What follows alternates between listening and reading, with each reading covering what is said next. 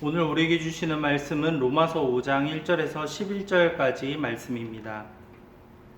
로마서 5장 1절에서 11절까지 말씀은 신약성경 245면에 나옵니다. 로마서 5장 1절에서 11절 말씀 우리 청년들 함께 찾아서 함께 읽겠습니다. 로마서 5장 말씀입니다. 그러므로 우리가 믿음으로 의롭다 하심을 받았으니 우리 주 예수 그리스도로 말미암아 하나님과 화평을 누리자. 또한 그로 말미암아 우리가 믿음으로써 있는 이 은혜에 들어감을 얻었으니 하나님의 영광을 바라고 즐거워하느니라. 다만 이뿐 아니라 우리가 환난 중에도 즐거워하나니 이는 환난은 인내를, 인내는 연단을, 연단은 소망을 이루는 줄 알미로다. 소망이 우리를 부끄럽게 하지 아니함은 우리에게 주신 성령으로 말미암아 하나님의 사랑이 우리 마음에 부은 바 됨이니 우리가 아직 연약할 때의 기약대로 그리스도께서 경건하지 않은 자를 위하여 죽으셨도다. 의인을 위하여 죽는 자가 쉽지 않고 선인을 위하여 용감히 죽는 자가 혹 있거니와 우리가 아직 죄인 되었을 때에 그리스도께서 우리를 위하여 죽으심으로 하나님께서 우리에 대한 자기의 사랑을 확증하셨느니라. 그러면 이제 우리가 그의 피로 말미암아 의롭다 하심을 받았으니 더욱 그로 말미암아 진노하심에서 구원을 받을 것이니 곧 우리가 원수 되었을 때에 그의 아들의 죽으심으로 말미암아 하나님과 화목하게 되었은즉 화목하게 된 자로서는 더욱 그의 살아나심으로 말미암아 구원을 받을 것이니라. 그뿐 아니라 이제 우리도 화목하게 하신 우리 주 예수 그리스도로 말미암아 하나님 안에서 또한 즐거워하느니라. 아멘. 하나님의 은혜와 사랑이 우리 청년들 가운데 함께할 수 있기를 소망합니다. 오늘은 의롭다 하심을 받음이라는 제목으로 함께 말씀을 나눌 건데요. 우리가 흔히 구원을 받았다라고 할 때는 하나님으로부터 의롭다 하심을 인정받는다라는 것과 같은 뜻을 가지고 있습니다. 구원은 하나님이 의롭다고 인정해 주셨다. 이게 동의어로 쓰이고 있는데요. 그렇기 때문에 그것이 행함으로가 아니라 우리가 무엇을 행동하고 실천하고 무언가를 잘해서가 아니라 믿음으로 이루어진다라는 것이 바로 이신칭이라고 하는 우리가 믿음으로써 구원에 이른다, 의롭게 된다라는 교리라고 보시면 되겠고요. 이 이신칭의의 교리가 바로 로마서에 잘 기록되어 있습니다. 우리는 죄인입니다. 그렇지만 우리의 공로가 아니라 바로 믿음으로, 여기서 믿음의 반전이 일어나죠. 하나님으로부터 의롭다함을 받았습니다. 그렇기 때문에 우리는 어떠한 모습으로 살아가야 될지는 분명히 나타납니다.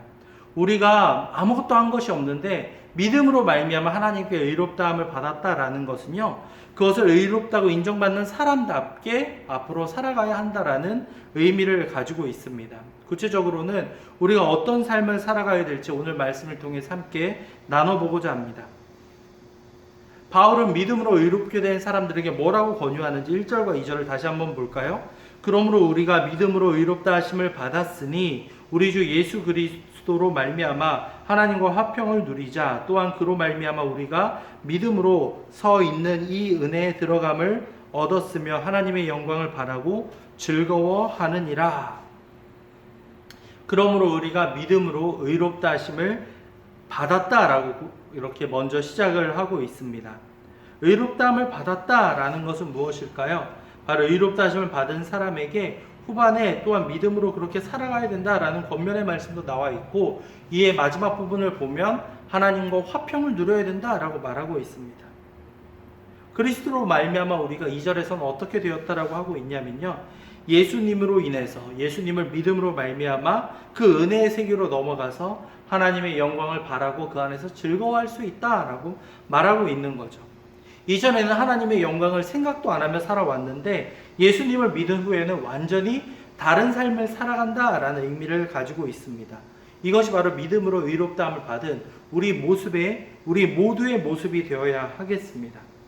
은혜로 이렇게 하나님의 구원을 경험했다라면 우리의 삶 가운데에서 자연스럽게 하나님과 화평의 존재, 화평을 누리면서 살아가야 되겠습니다.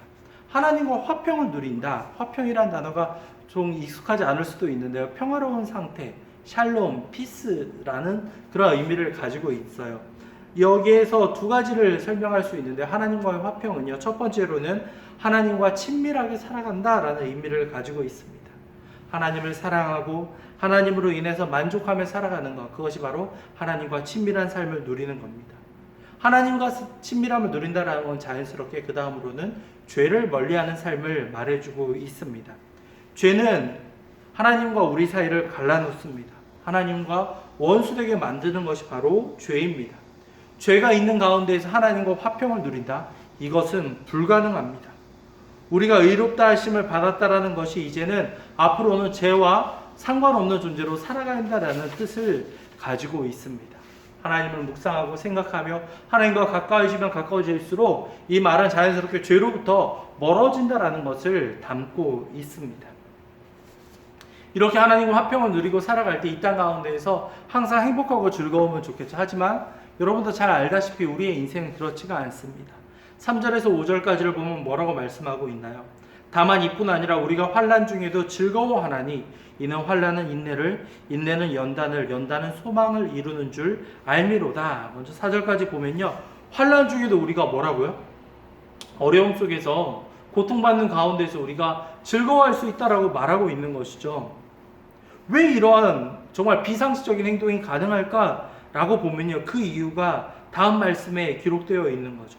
환난은 인내를, 인내는 연단을, 연단은 소망을 만들어낸다, 얻게 한다라고 우리에게 알려주고 있습니다. 환난에서 시작해서 우리가 마지막에는 소망으로 끝난다라고 하고 있습니다. 이러한 열매가 자연스럽게 이어질 수 있기 때문에 우리가 아프지만, 우리가 지금은 고통스럽지만 이 환난의 시간을 통하여서 우리가 점점 인내함을 경험하게 되고 하나님의 도우심이 언젠가 찾아올 것이라는 그 마음이 우리 마음 가운데 생겨나고, 이 인내의 시간을 통해서 연단, 훈련의 과정을 거친 다음에 그 결과 오히려 고통 가운데에도 소망을 가질 수 있다라는 겁니다. 놀라운 변화의 말씀이죠. 5절은 이것을 구체적으로 말합니다.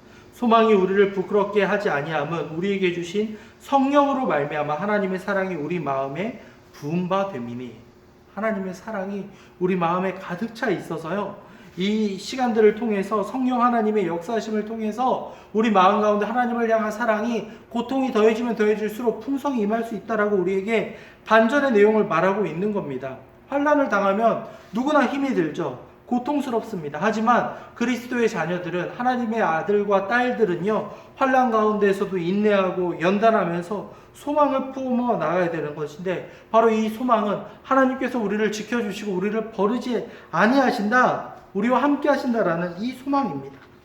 그렇기 때문에 우리는 어려운 가운데에서도 하나님을 의지하며 살아갈 수가 있습니다. 그렇다면 하나님이 정말 나를 사랑하는가 어떻게 확인할 수 있을까요? 6절에서 8절까지를 보면요, 6절과 8절과 10절에는 여러 가지 우리의 어떤 상황 가운데서도 하나님이 우리를 사랑하시는가가 잘 기록되어 있습니다. 6절 앞부분을 보면요, 우리가 아직 연약할 때에, 8절은요 우리가 아직 죄인 되었을 때에, 10절은요 우리가 아직 곧 우리가 원수 되었을 때에, 연약하고 죄인이었고 원수인 상황에서도 하나님께서는요 조건 없이 우리를 사랑해 주셨습니다. 우리가 경험하는 사랑은 어떠한가요? 나에게 어느 정도 누군가 사랑을 베풀어 주었을 때 거기에 대한 반작용으로 이렇게 사랑을 하게 되죠.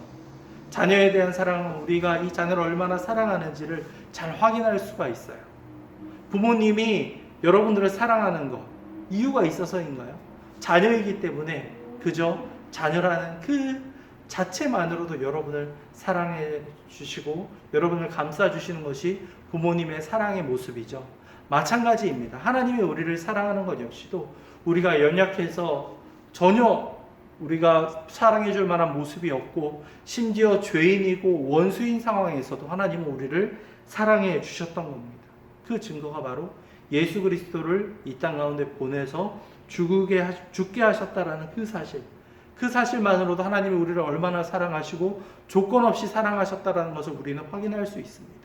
우리가 무엇을 해서가 아니라 우리의 존재만으로도, 우리가 예수님을 믿는다는 그 사실만으로도 우리를 품어주시고 우리를 자녀 삼아주셨다라는 사실을 여러분들 기억해 주시기 바랍니다. 하나님의 사랑은 너무나 크기 때문에 우리가 갚을 수가 없습니다. 셀 수도 없고 가늠조차 할 수도 없는 것이 하나님의 사랑입니다. 무언 근거가 있어서 사랑할 만해서가 아니라 죄인 되었고 연약하고 원수인 상황에서도 하나님은 우리를 사랑해 주셨습니다. 그 사랑에 힘입어 예수님을 우리는 만나서 하나님의 자녀가 되었습니다.